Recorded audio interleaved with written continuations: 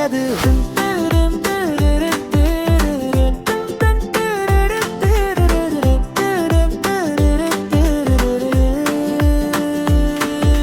சின்ன காலடி போடும் ஓசை, காற்றும் கூட ஆட வந்தோசை. பாப்பாவை கண்டதும் அது மகிழ்ச்சியில் துள்ளும் நொடிது.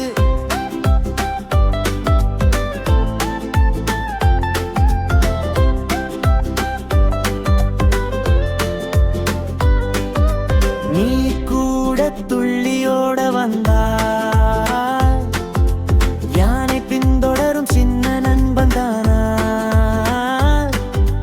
இருவரும் சேர்ந்து விளையாடினால் வீடு முழுக்க திருவிட காண்பார்.